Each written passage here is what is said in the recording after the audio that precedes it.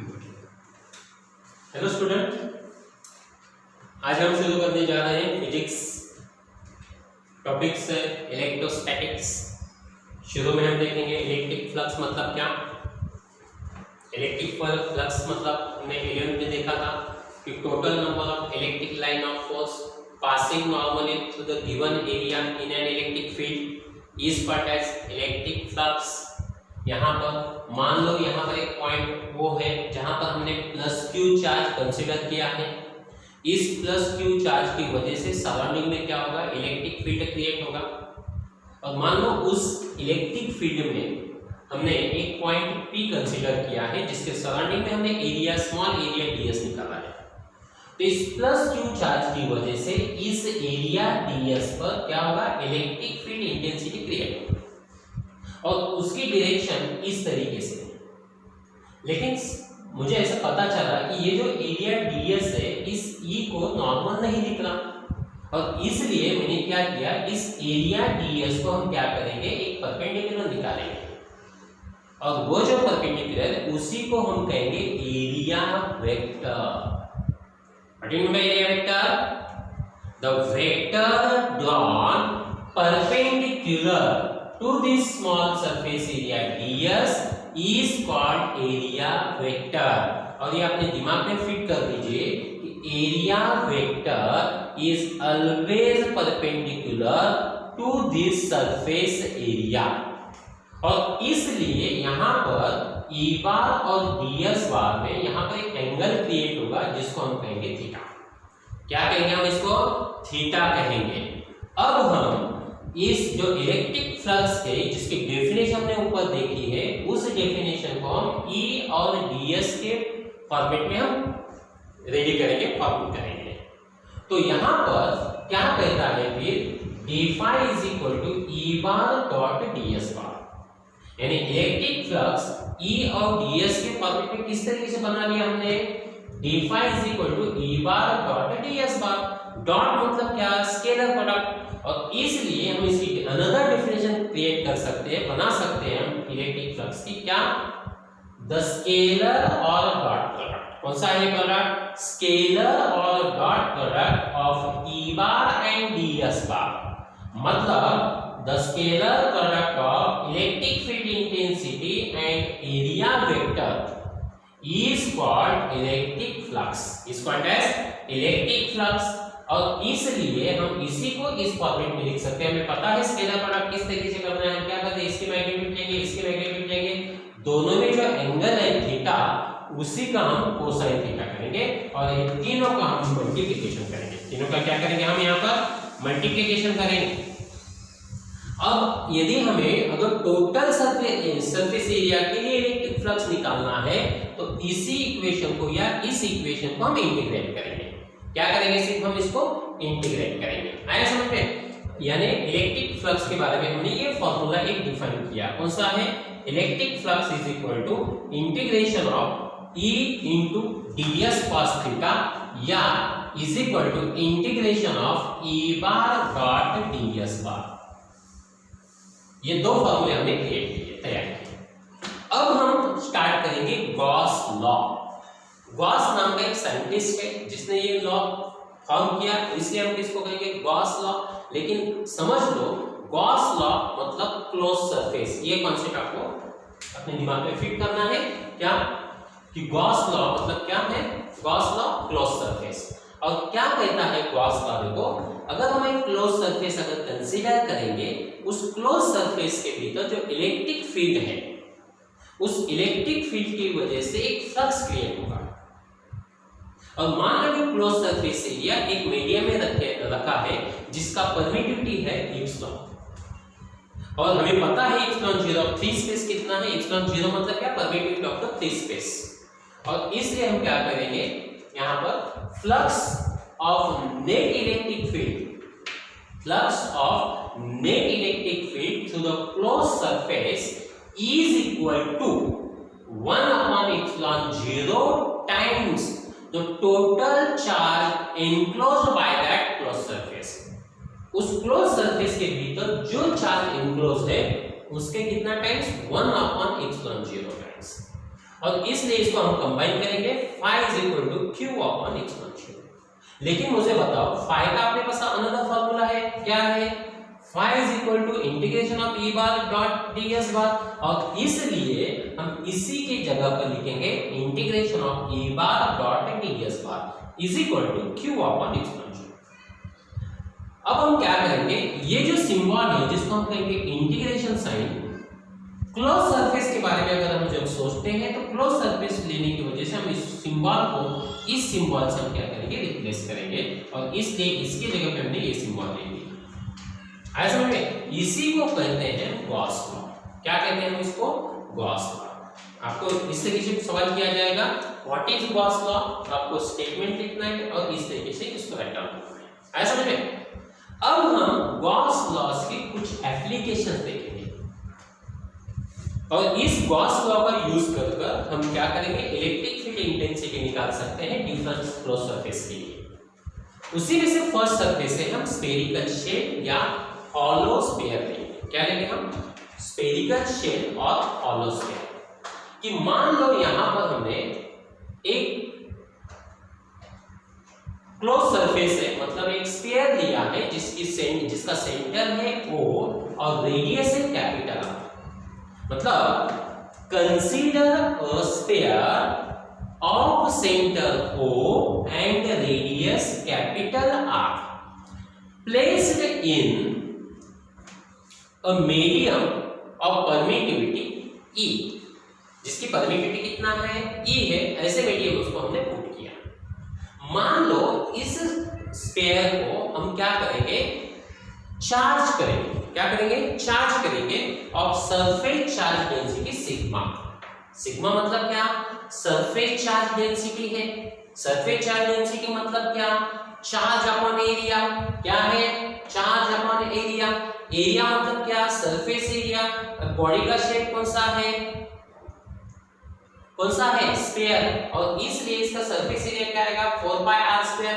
मतलब sigma is equal to q upon 4 pi r square. q upon 4 pi r square. अब हम क्या करेंगे, यहां पर एक पॉइंट P कंसीडर करेंगे। मतलब consider a point P at a distance r from O। Consider a point P at a distance small r from O। हमने यहां पर एक पॉइंट P कंसीडर किया जो O से कितने डिस्टेंस पर है? R डिस्टेंस पर है। कितने डिस्टेंस पर है? R डिस्टेंस पर है। आपको यहां पर सेंटेंस लिखना है कि कंसीडर द पॉइंट P। ये सेंटेंस आपको लिखना है, रिमेंबर सर, देख लो, सोच लो। Consider the point P at a distance small r from point O। और हमें यहां पर इस पॉइंट पर इलेक्ट्रिक फील्ड इंटेंसिटी निकालना है। We have to find electric field intensity at point P due to this charged sphere। इस charge sphere की वजह से इस पॉइंट P पर जो इलेक्ट्रिक फील्ड इंटेंसिटी क्रिएट हो रहा है वो हमें निकालना है। और इसी मकसद से हम वहां पर एक गॉसियन सरफेस तैयार करेंगे। क्या फॉर्म करेंगे? एक गॉसियन सरफेस। लेकिन वो गॉसियन सरफेस इनिशियल शेप कौन सा है? स्फीयर। और इसलिए उसको हम गॉसियन सरफेस भी स्फीयरलेस निकालेंगे, जिसको हम कहेंगे कॉन्सेंट्रिक स्फीयर। और इसलिए draw the Gaussian surface, draw the Gaussian surface in the form of concentric sphere. In the form of concentric sphere, यानी गॉसियन सरफेस हम कौन से स्फीयर फॉर्म में निकालेंगे? In the form of concentric sphere. Concentric मतलब क्या? दोनों sphere का सेंटर कैसा है? सेम है। इस स्फीयर का सेंटर कैसा है? सेम है, मतलब कॉन्सेंट्रिक। एक ही सेंटर मतलब O and radius small r। Initial जो स्फीयर है उसका रेडियस कितना है? Capital R। अभी जो हम गॉसियन स्फीयर ले रहे हैं, गॉसियन सरफेस ले रहे हैं जिसका शेप है सरफेस स्फीयर है, उसकी रेडियस है स्मॉल r। मतलब draw the Gaussian surface in the form of concentric sphere of center O and radius small r। अब मुझे बताइए रेडियस कितना है? Small r। P कितना डिस्टेंस पर है? Small r। मतलब पॉइंट P कहां पर आ गया? गॉसियन सरफेस पर आ गया, बराबर है। ओके, अब हम वहां पर क्या करेंगे, वो जो पॉइंट P है उसके सराउंडिंग में एक स्मॉल एरिया ds निकालेंगे। निकाला है। अब यहां पर ये जो सरफेस है, मान लो ये जो इलेक्ट्रिक फील्ड की डायरेक्शन जो है कैसा है, अराउंड रेडियस है, अवे फ्रॉम सेंटर है, और इसलिए हम इसको क्या कहेंगे, रेडियली आउटवर्ड। क्या है, रेडियली आउटवर्ड। समझ लो, एक कॉन्सेप्ट क्लियर कर लो, अगर पॉजिटिव चार्ज होता है तो ई बार किस तरीके से होता है, रेडियली आउटवर्ड। लेकिन अगर नेगेटिव चार्ज हम लेते हैं तो क्या होगा, रेडियली इनवर्ड। क्या होगा, रेडियली इनवर्ड। ये डिफरेंस ध्यान में रखो। अब हम नेक्स्ट पॉइंट देखेंगे कि यहां पर हमने एरिया स्मॉल ds कंसीडर किया है।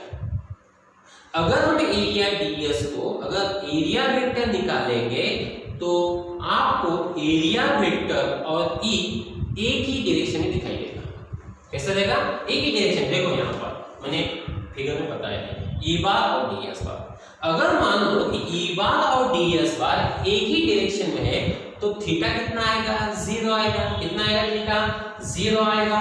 और इसलिए यहां पर बाय गॉस लॉ, देखो यहां पर इसी गॉस लॉ को हम वहां पर लिखेंगे, integration of e bar dot ds bar is equal to q upon exponent 0। बता रहे, अब हम क्या करेंगे, यहां पर e into ds into cos theta, e into ds into cos theta. cos theta कितना है, cos 0 है। क्या है, cos 0 कितना होता है, 1 होता है। अब यहां पर e कांस्टेंट उसको हम बाहर निकालेंगे, इंटीग्रेशन ऑफ ds से q अपॉन एक्सपोनेंट। अब मुझे बताइए, ds मतलब क्या, सरफेस एरिया। उसको हमने सिंबल का मतलब क्या, टोटल सरफेस एरिया क्लोज होने की वजह से क्या होगा, स्फीयर। स्फीयर का सरफेस एरिया क्या है, 4 पाई r स्क्वायर। r कौन सा लेंगे हम, देखो यहां पर ds ds ds ds ds ds मतलब स्मॉल r, और इसलिए हम क्या करेंगे यहां पर 4 पाई r स्क्वायर। और यहां पर ये जो q है, देखो यहां पर क्या कहा हमने, sigma is equal to q upon 4 pi r। अगर हम 4 पाई r स्क्वायर को ये साइड भेजेंगे तो क्या होगा, q is equal to 4 pi r square into sigma. 4 pi r square into sigma आएगा समझ में। और इसलिए हम यहां पर क्या करेंगे, e इज इक्वल टू, यहां पर देखो इसको उधर भेज देंगे 4 पाई r स्क्वायर सिग्मा।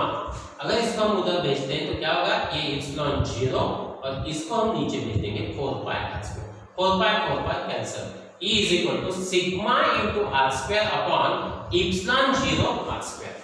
क्या है formula, e is equal to sigma r square upon epsilon 0 r square. और this is the required expression, यही अपना एक्सप्रेशन है। मान लो यहां पर अगर ये जो पॉइंट P है, अब आप सोचो, मान लो ये यदि पॉइंट P है, इसको हम नजदीक लेते लेते अगर यहां पर अगर लाते हैं, अगर यहां पर हम पॉइंट P को लेंगे तो स्मॉल r की वैल्यू कितना होगा, कैपिटल R।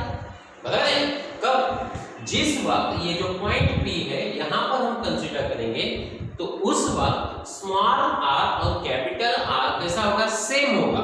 और इसलिए इस स्मॉल r की जगह पर हम कैपिटल R लिखेंगे, r कैंसिल, तो क्या आएगा, e is equal to sigma upon epsilon 0। मतलब इसके case first case of point P अगर स्फीयर पे होता है, स्फीयर पे होता है तो क्या होगा, small r is equal to capital R, और इसलिए e is equal to sigma upon epsilon 0। अगर हम इस पॉइंट P को अगर इसके अंदर अगर हम पुश करते हैं तो हमें पता है inside the sphere no charge always remains on the surface, इसलिए इनसाइड द स्फीयर चार्ज है क्या, नहीं है, चार्ज है 0। और इसलिए यहां पर अगर चार्ज नहीं है तो इलेक्ट्रिक फील्ड इंटेंसिटी कितना आएगा, 0 आएगा। और इसलिए अगर पॉइंट P अगर इनसाइड द स्फीयर होता है, इलेक्ट्रिक फील्ड इंटेंसिटी कितना आएगा आपका, 0 आएगा समझ में। तो आज हमने क्या देखा, फिर एक इलेक्ट्रिक फ्लक्स मतलब क्या, सेकंड हमने देखा गॉस लॉ, और थर्ड हमने देखा उसका फर्स्ट एप्लीकेशन, और हमें नेक्स्ट एप्लीकेशन कुछ देखने हैं। तो इनिशियली इतना पॉइंट आप क्या करो, इसका स्क्रीनशॉट निकालो ताकि आपके नोटबुक में आपको राइट डाउन करने में आसानी होगी। सिर्फ आपको यहाँ पर 2 पॉइंट आपको लिखना है, यहाँ पर एक और यहाँ पर ये थर्ड पॉइंट। तो ये पॉइंट देखो क्या कहता है हमें, consider a sphere of radius capital R and center O placed in a medium of permittivity epsilon।